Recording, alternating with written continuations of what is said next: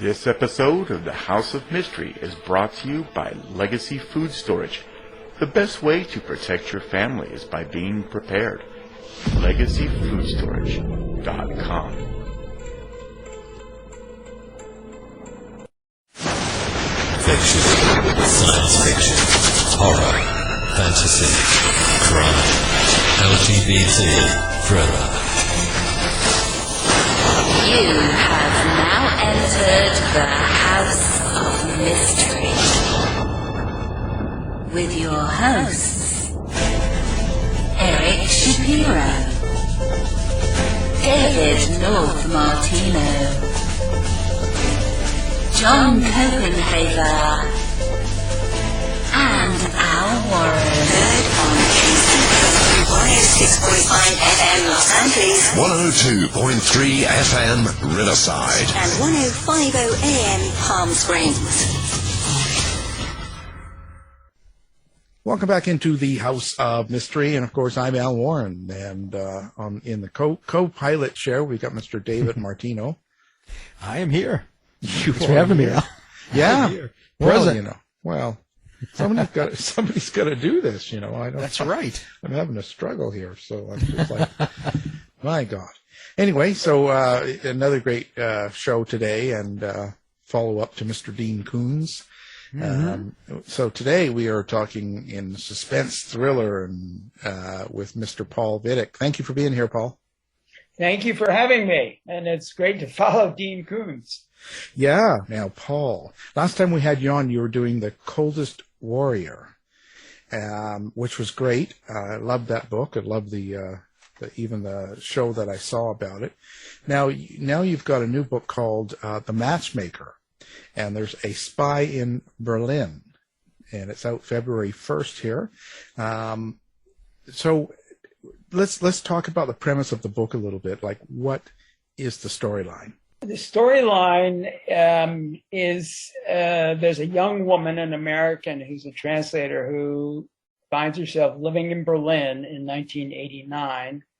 And she's married to an East German. She had a bad marriage and then met this, handsome, young, charming East German who was a piano tuner. And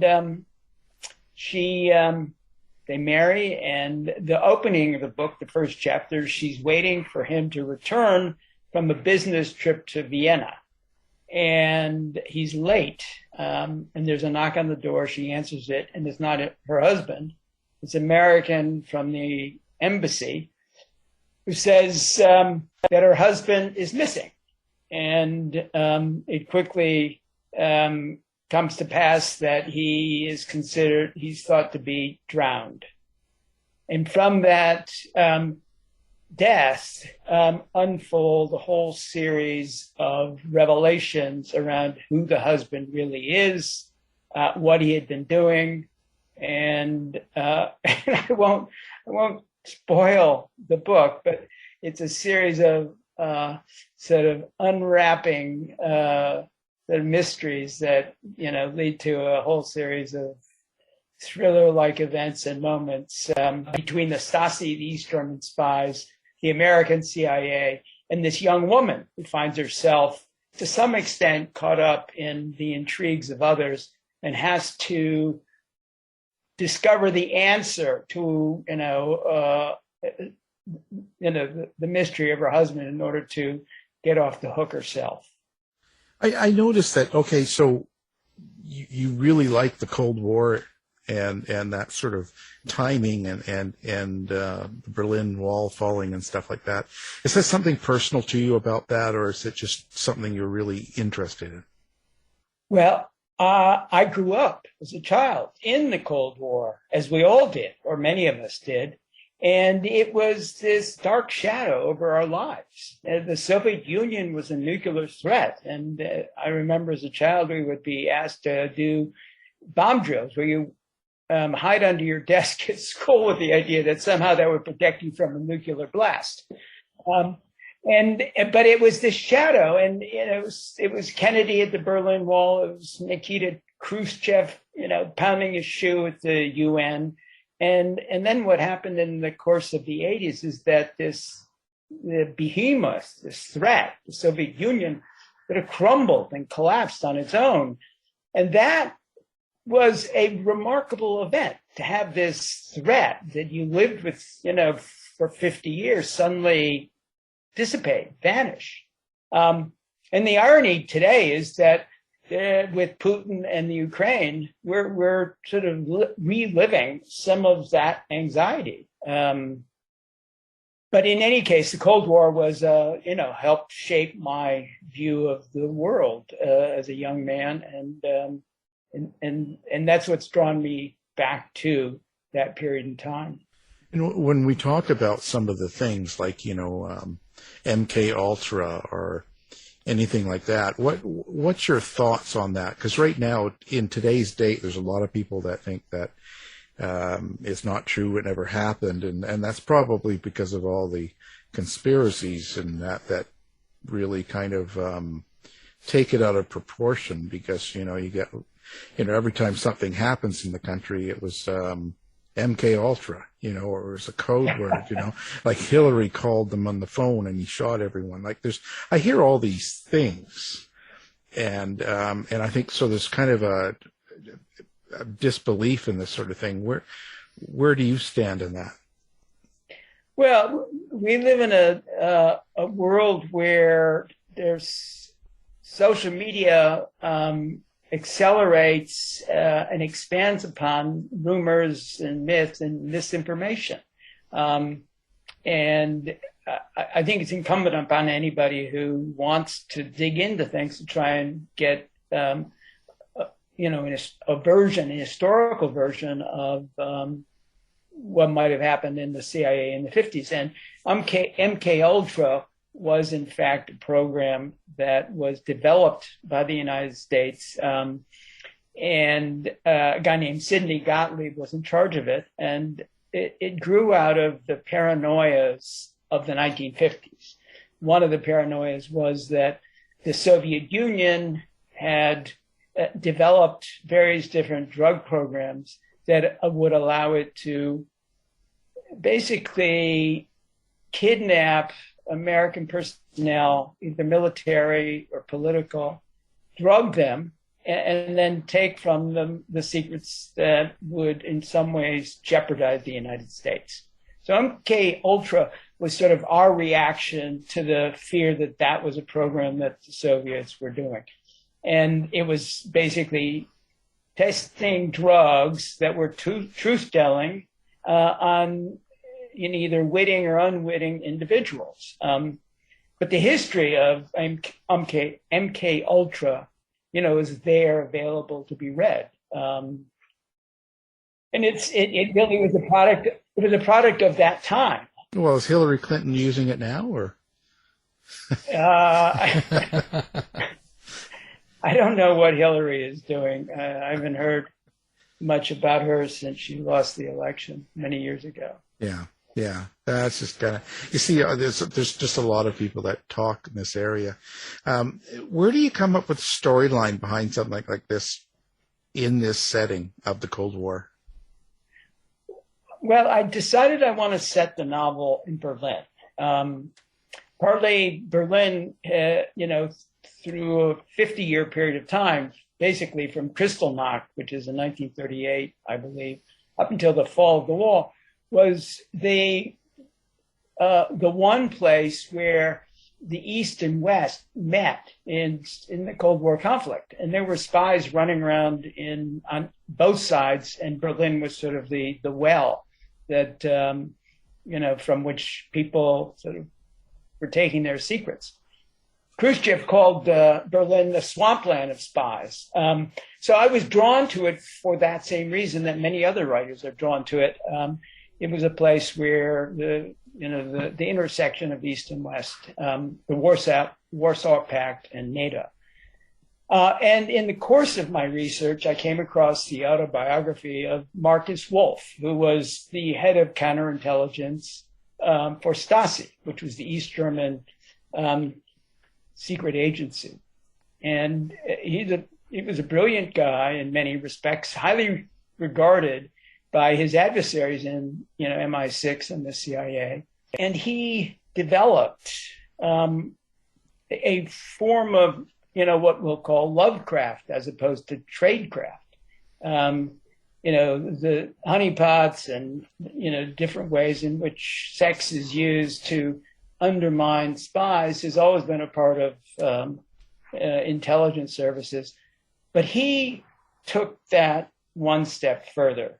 And he made lovecraft into tradecraft. And what he did was trained young East German men to move to the West to find vulnerable young women who had positions in government agencies, potentially with access to secrets, to romance them, to find out where they were vulnerable. Some of them were vulnerable because they had drinking problems or money problems or love problems.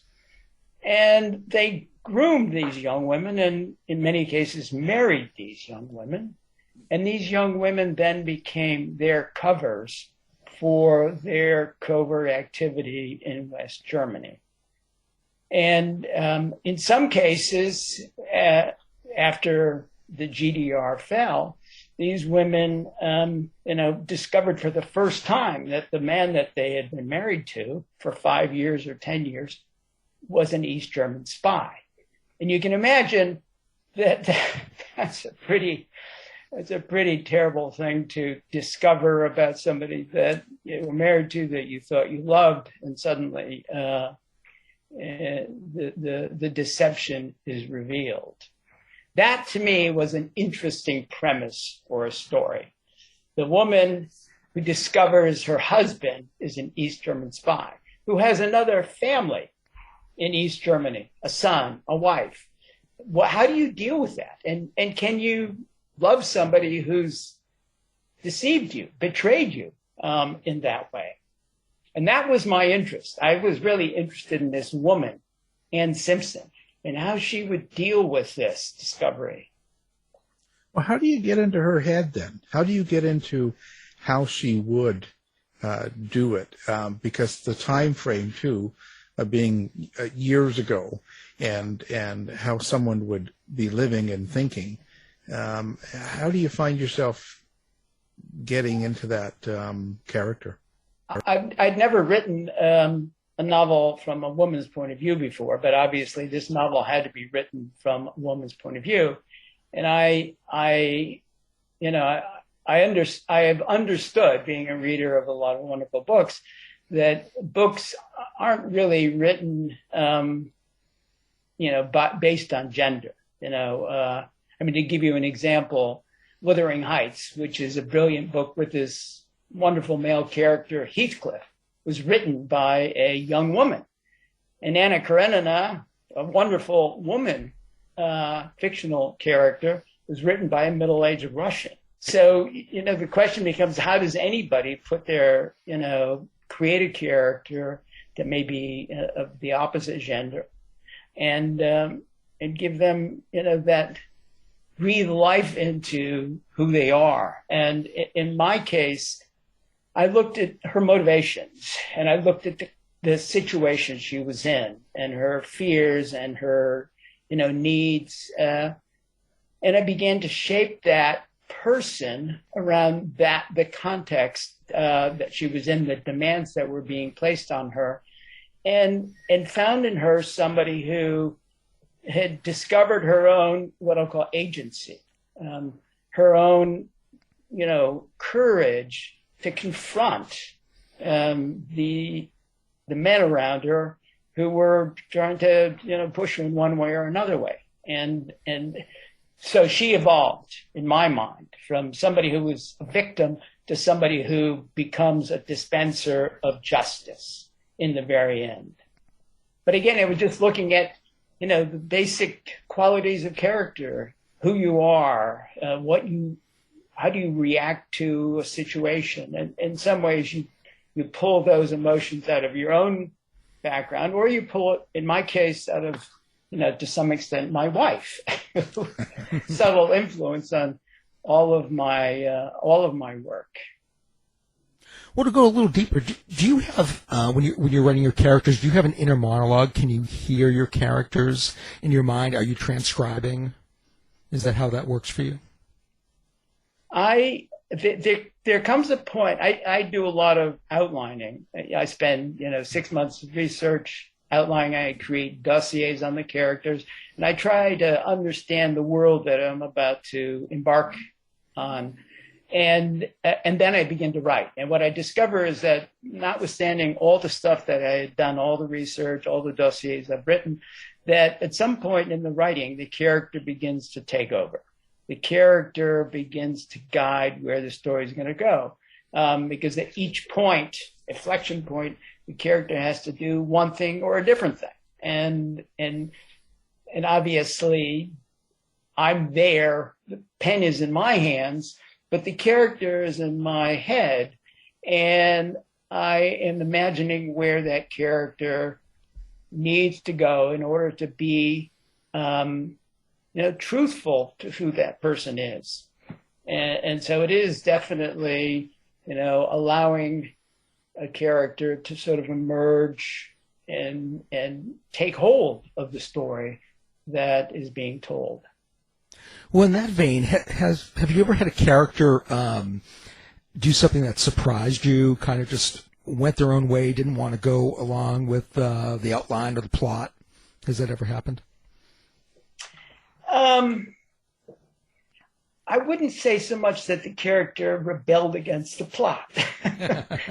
that hasn't happened, but there have been moments where the character has done something that surprised me. So in this novel, there's a moment in time where the woman, Ann Simpson, is at the river, and they're looking for her husband's body. And there's a gentleman by the name of Dr. Knapp, who's sort of a nattily dressed older man doctor who she finds offensive. He wears a toupee. And, the line is that his character is as false as the hair on his head. And at one point, as she's looking at him, she says to her, she wants to take, a handful of dirt, mud, and basically rub it into his jacket, because she can't stand the fact that he is so, properly dressed, but yet repulsive. So that act, although she doesn't do it. She has the instinct to do it. That came out of that moment where this young woman, Ann Simpson, is having a revulsive reaction to this character. And it wasn't, that just happened. And that's the sort of surprise that is interesting, because it's basically, the way that we all are. We don't go around our day planning every single moment. We encounter things on the street or in the car or in the home, and we react. And that's the fun, allowing a character to breathe, and be serendipitous. Do you put kind of a subtext, or do you have something that you want people to get out of this book besides the actual storyline? Well, yeah, I like to say, like Isaac Singer said, that a book needs to both entertain and to instruct. And so the story, the characters, I hope are entertaining. I hope people enjoy the book. But there's also what I'll call message is probably too heavy a way to describe it. But I want people to come away and think about some of the things that go on in the book. And in this case, the theme is justice. This young woman is a victim, and her husband becomes a victim. And the CIA decide that this Marcus Wolf-like character, who's the head of Stasi counterintelligence, who is a terrible man, they decide that he should avoid prison, should avoid prosecution, because he has secrets that the U.S. could use, specifically about some old and cold cases. So rather than have him prosecuted, they decide they want to invite him to the U.S. To to become, a part of the agency and to provide the agency with some of the intelligence it's looking for. And she's offended by that, offended that somebody so terrible will be let off the hook. And she decides to act on her own and mete out her own form of justice. It really isn't that different than what happened after World War II.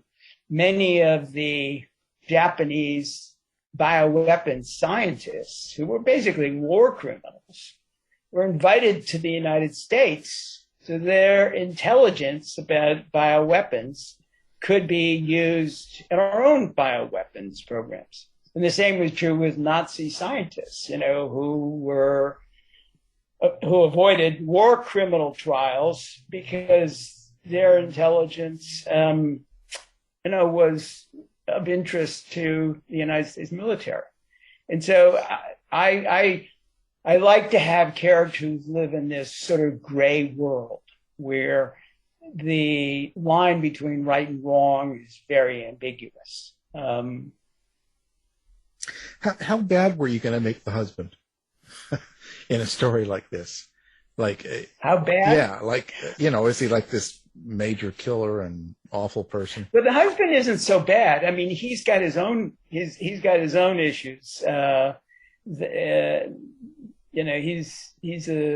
faithful to his son and his wife, and he's trying to escape from the East Germany, and he, is using this woman, Anne Simpson, for his own purposes.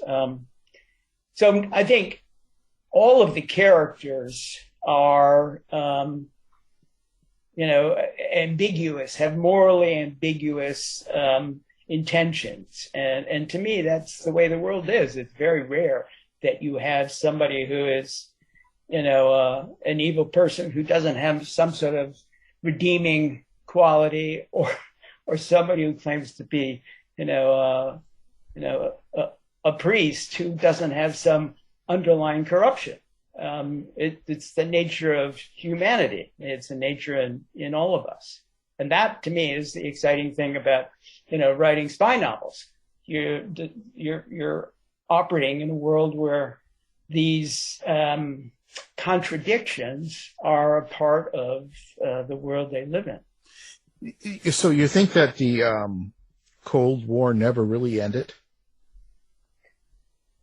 Well, the Cold War between the Soviet Union and the West ended, but the hostilities between authoritarian regimes like Russia today and democracies like England and the United States hasn't ended. That's the tension we feel, I think, in the world right now. Yeah, it's kind of strange. It almost has the feel of the Cold War, but it definitely more so. I mean, we went through a period after 2001 where the Cold War seemed to vanish, and what we had was the War on Terror. And the War on Terror, is still with us, but the adversarial relationship between Russia and its satellites and the West, obviously, right now, as we're speaking today, is at a peak. And it's amazing to even think that all the news is about the drumbeats of war in the Ukraine, because that feels exactly like Czechoslovakia in 1956, Cuba in 1959. Yeah. Canada 2022. Little joke. So you seem to be going into the spy novels a lot. Is this something you're going to continue to do?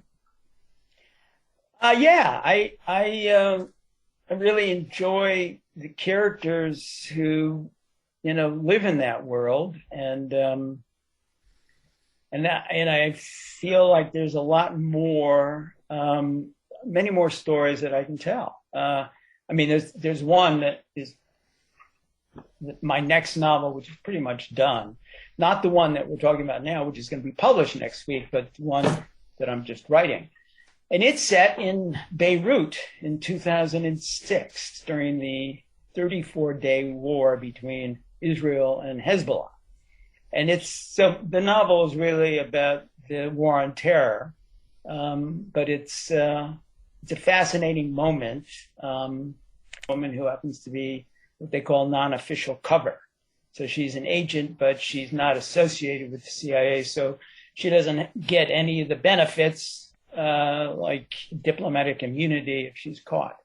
So that to me, the Middle East is a ripe ground for more stories about spies, basically. Well, you're writing a lot about secrets and very dark things. Does that affect you when you're not writing? And do you need to, relax and recharge, find a way to kind of get away from that when either in between novels or in between chapters? No, not. It's true. I do write about dark things, but. But that is the world we're in, It's so I'm just trying to reflect on sort of the real world we're in, and in some ways, it's nice to be in that sort of controlled world because the world of today, America today, with all of its problems, is actually darker than my dark novels. So and one of the things that I do, which I enjoy doing, is I introduce a lot of humor into the book, but it's subtle. It isn't like guffaw humor, but it's characters who are clown-like or it's jokes, because in the nature of the pacing of a book like mine, you've got to lighten up the reader. They've got to be able to feel that there's the pacing isn't all tense and extreme. So I introduced different characters, like this character, Dr. Knapp. He's sort of an oddball character, but I think people will enjoy him and what he says simply because he's an interesting character. I mean, if you look at some of Shakespeare's darkest tragedies, Hamlet, for example. Hamlet's a novel in which there are 8 killings. Everyone is dead at the end. It's about as grim as you can get. But there's the scene with Polonius, and he's a funny character, and so he introduces a lot of wit and humor into a grim story. And then there's the gravedigger. And the grave digging scene is just hilarious if you stop to think about it, and and that is important for the pacing of the play. So I think one of the things that I enjoy doing is finding ways to insert comedy or clown-like characters into the novel to allow the pacing of the novel to proceed. And the suspense to sort of, continue. So who do you use as an influence? Are there other spy writers that you like? Yes, there are a number that obviously, I'm a big fan of Jean Le Carré, a big fan of Graham Greene, Eric Ambler. Those are sort of classical writers. Of the contemporary authors, I'm a big fan of Joe Cannon, who is a friend, and he's just a wonderful writer. There's Charles Cumming, who is a wonderful English writer, and there's a young writer, an American by the name of David McCluskey, who has one novel out called Damascus Station, which is a wonderful novel, and I think he will do very well. And it's interesting. One of the novelists that I think of as the sort of the classic spy novelists are all, for the most part, all English, because the spy novel has a much longer tradition in England than it does in the United States, and that's partly because we didn't actually have a secret service until 1947 when the CIA was created. And before then, we were pretty much, a country that didn't live beyond the boundaries of, the East and West Coast. Whereas England was an imperial nation and it had India, it had its, troops pretty much everywhere. And intelligence is really about gathering information to support, national security decisions by the president or the prime minister. And we didn't have those issues for the most part. So it was only, the classic spy novelists are for the most part English. And it was only probably in the mid to late 60s that we had our first real spy novels, that is of literary quality. And of course, now there are many more. But it's, when you think about the tradition of writing in the genre, it's quite different in the UK than it is here. Now, I was wondering, you made the switch from, being a very successful senior executive in the entertainment industry to writing books. What recommendations would you give someone who's looking to pursue their passion full time? It takes a lot of work, and you don't just pick up and do it. I would say I was a writer before I was a business executive. It's just that I put my writing on hold in order to have a family and earn an income and do all the things you need to do. And it was only after I was able to financially be independent that I sort of said, I'll go back to being the writer I thought I wanted to be. So writing is a calling.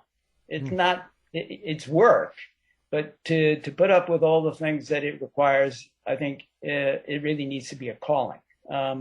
Absolutely. And there are people who, many writers, well-known writers who started writing in their, mid 40s, 50s.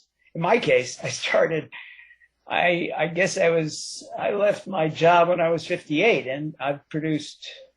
Now this is my fifth with the other one that's been written 6 books in like 8 years, and that's a lot of work. Oh, it certainly is. Well, you got to get cracking. You got to do more. I know. What do you think of the new world of publishing? With Amazon and all of the different things out there and the internet stuff like that. Do you like it, or do you sort of not like it, or where you stand? Well, as for music, that's probably music and movies more than books have changed an individual's relationship to either the sound or the picture. And it used to be, you'd buy a physical disc, and you'd have to buy 12 songs, and you only wanted one of them. So then, and I was the one who did the deal with Steve Jobs, where we said, well, let's allow them to buy singles for 99 cents, and then they'll own the signal and listen to it. And then what's happened since then is we've gone from, the album to the single, now to the stream, to the listen. We're down at that atomic level. And that's a wonderful thing for consumers. And as it's turned out, it's become a very profitable business for the music companies. And it's changed the way that we listen. And I think it's made it more convenient. For the most part, technology works because it changes your life for the better. And I think people would say that having instant access wherever they are on their phone to whatever music they want to listen to was a good thing.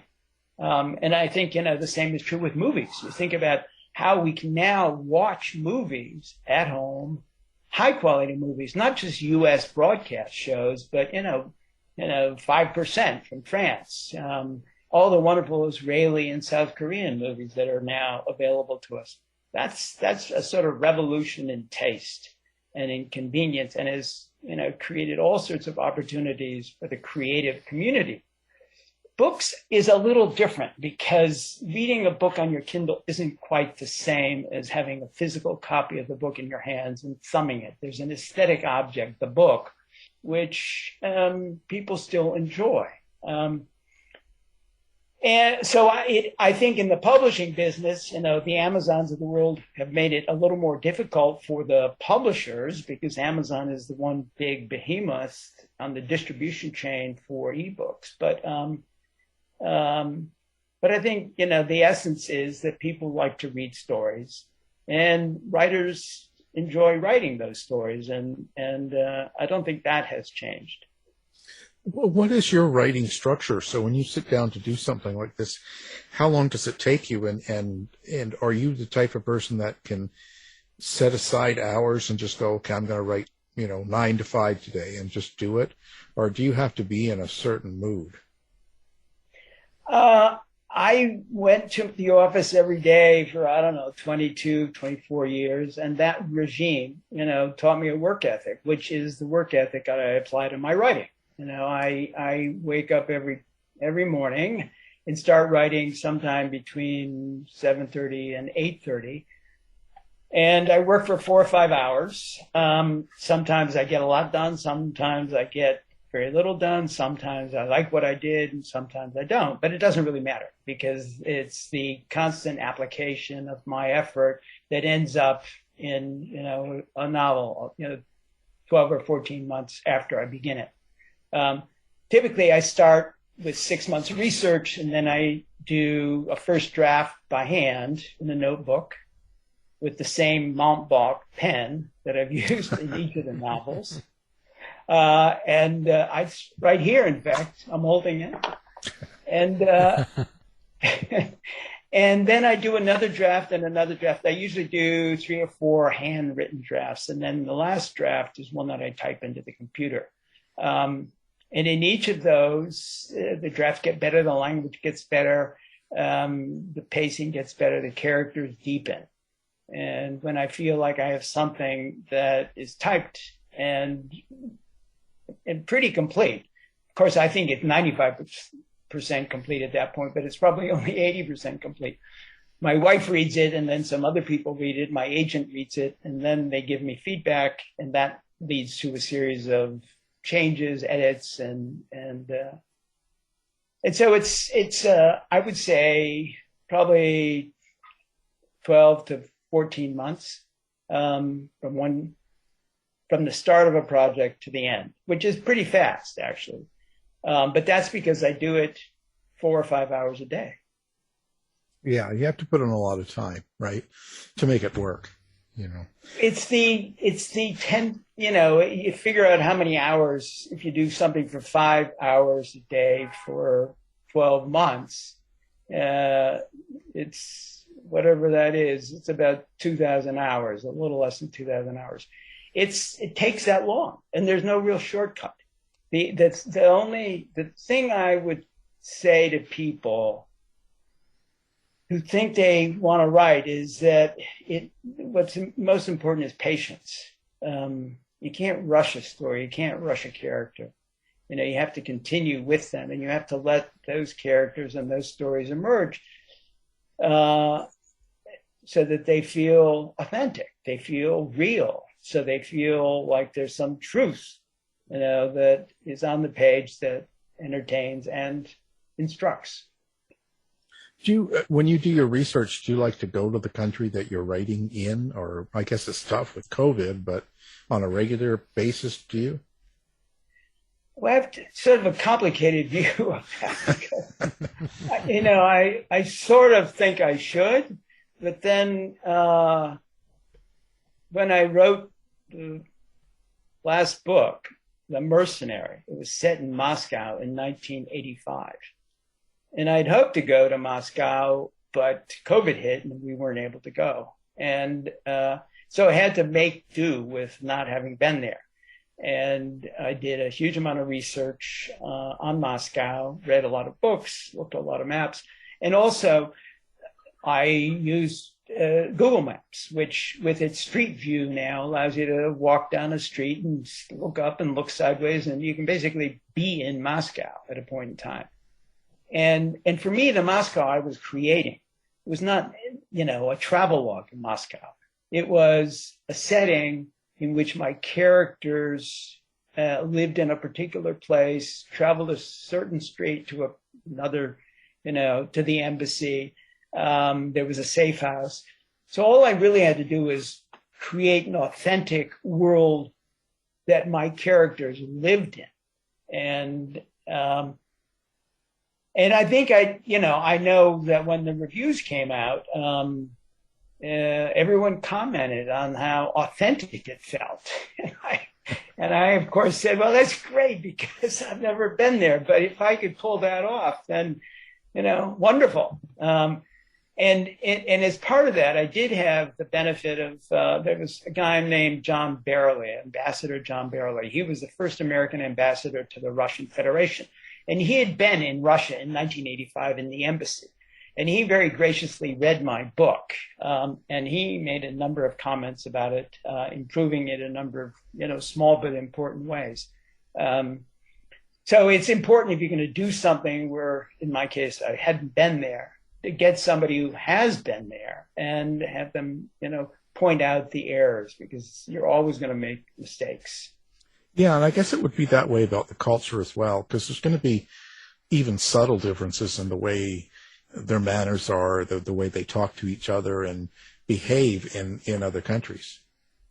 Yeah, and in that case, what I did is I read the autobiographies of a number of Soviet spies who defected, and I was able to pick up their speech patterns, their thought patterns, and that became a really important part of the book because in my case I had a double agent who was trying to exfiltrate a Soviet general, and so I had to sort of present this Soviet general, and it was the autobiographies gave me a lot of insight into that character that I was able to then incorporate into the book.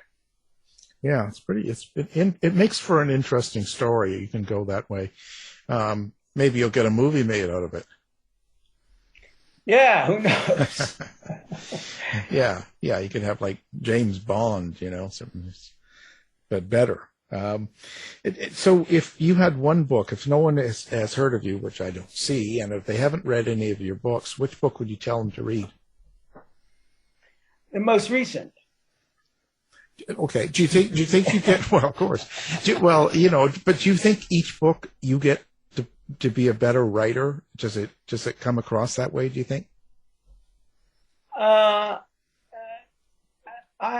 Every book is really hard. You have to push yourself hard. You can't allow yourself to coast. And it's, there's always the impulse to say, I'm done when you're not done. I would say the book that's out there now has some very subtle character development that I think is wonderful, and I think it will appeal to a lot of people for that reason. But it's also a very interesting and sort of I'll call cleverly plotted book, and that I think is also makes it enjoyable. Some people have said, "Oh, it's your best book," and that you keep getting better. And of course, I love to hear that because we're always only as good as our last book. Yeah. But on the other hand, I like all my books, and they're different. But when I look at how people on Amazon and other places rate them, the Mercenary, the last one, is probably the highest rated, and we'll see what happens with this one. But it's always a matter of taste. One person, I had one interesting email from this came in about a year ago, where the person had read my first two books, and he sent me, and then he was reading the third book, The Coldest Warrior, and his email was, and let me just read this. He said, "Sir, I'm very much enjoying The Coldest Warrior. Please keep this up and do not return to the style of your first two books. I still don't know why I finished them, even speed reading. Your hero seems to do nothing but sit around enjoying his gloomy self. So, Yeah. I got that, and of course I laughed. But obviously, he was reading the third book at the time the third book came out, and he liked it, and that was the only thing that mattered to me at the time. Mm. Do you like the way it is with social media and the interaction and stuff like that? Do you like to do that with readers? Well, for the most part, it's sort of like Twitter is a one-to-many. I don't usually get inbound communication on Twitter or Facebook, but people do write me notes on my website, and some of them, very moving, communication. People liked the book, who enjoyed a character, felt, something worked for them personally. Or, as has happened to me twice, because I do happen to deal with guns and some military elements, people will point out where I'm wrong. And in one case, in The Coldest Warrior, I gave the principal character a Glock 19, and this was 1975. And the writer corrected me, and he said, well, the Glock wasn't invented until 1982, so you have that wrong. And so if you're going to do historical fiction like I do, you have to try and make sure you don't make a mistake like that. Yeah, because someone out there will read it that will be looking for something like that and will make sure you know. Yes, exactly. So what is your website so people, listeners, can know where to find you? It's paulvidich.com, paulvidich.com. Great. Of course, we'll have that up on our websites as well, so they'll be able to find you with one click, or in case they can't remember. So, right. So how was COVID for you during, it cuts you off from traveling and that, but does the stress going around in the country and the COVID and all the weird stuff going on, does that sort of shut you down in writing or make it harder for you to write? No, I have an ability to sort of put my mind in a place, which is what I've done for the last 2 years. So I've written 2 books over those 2 years. So it hasn't had an effect on my writing, either the amount of writing or even what I'm writing about. Obviously, it's been a very stressful 2 years for, on the level of, can we see our grandchildren? Are we able to travel to Rome once a year, which is what we used to do? And in those, in each of those cases, the answer has been it's hard to see your family without feeling, that you're in jeopardy. Certainly the holidays. But I do think it's a stressful time in America right now. And it's, I'm hopeful that we will move on and, return to some level of normalcy. But it is stressful for sure. Yeah, it certainly is. Maybe with Russia doing what they do, maybe that'll draw people together somewhat. Well, as they say, a good war will distract everyone. Certainly will, that certainly will. Are you a spy yourself? Is this why you write about spies? Is this?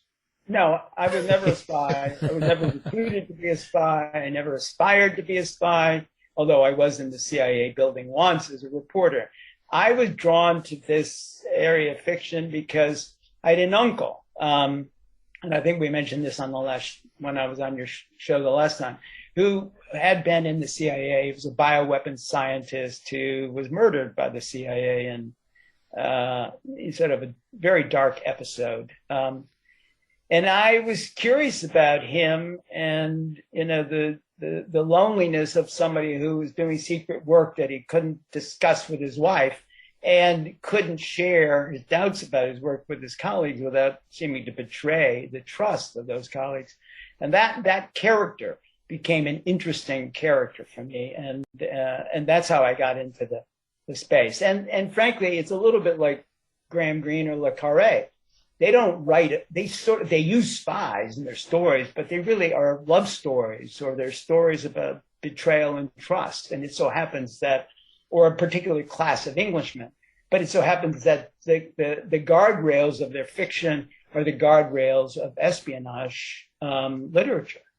Wow. That's interesting you say that. So is it your intention to start out writing kind of a love story or something and build it around a situation? Well, the love stories are in each of the books. And they're the emotional bonds between men and women or men and men are important to the novels, but they're not the story. They're not what I'll call the triggering event. In Shakespeare, the triggering event in Hamlet is when old Hamlet, the ghost, says to young Hamlet, "Revenge my murder." And that sets in motion all of the events of the play. And in my case, in each of my novels, there's a triggering event at the beginning, which sort of shapes the arc of the novel. And then within that arc, there are all these things going on between characters. It could be a love story, various different things that are the complications that make the story rich. But there is an arc that's defined by a plot, and then within it, there are all of these, subplots and stories, love stories or otherwise. Boy, see, you're a real writer. I wished I could do that. Now, your last book, how was the response that you got from The Coldest Warrior and the story, not The Mercenary, but The Coldest Warrior, I guess a couple books ago, and your uncle and that? How do you think people responded to that? I think they responded well to it. I think a lot of people liked it. There were people who sent me emails saying, they'd had family members who it took place in Fort Detrick who were there, and they sort of understood what was going on at that time. It got starred reviews. It was well received critically. I think there's, people like to be entertained, and there's a tradition of movies and novels in which some character, little character, big character, a little bit like Mr. Smith Goes to Washington, in which the little guy fights the corrupt big bureaucracy, and the novel The Coldest Warrior is a little bit of that. And that's always an entertaining. It's always an entertaining story. Oh yeah. But it's also that happens all the time. That's what Washington is all about. That's the repeating story. It's a repeating story.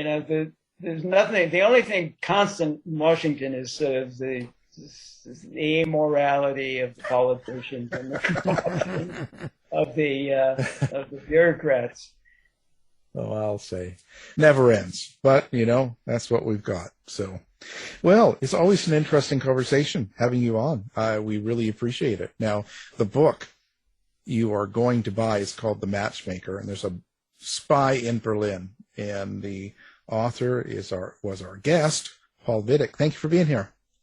Thank you so much. Very enjoyable. I'm happy to have been your guest. Thanks, Paul. Tired of wasting time trying to decide what to watch on your streaming service? Go to our website and look for the Martino movie reviews. To find out more about our show, guests, or to listen to past shows from our archive, please go to www.houseofmysteryradio.com. Show's over for now. Was it as good for you as it was for me? Well, good night. This has been a production of Something Weird Media. I'll be back.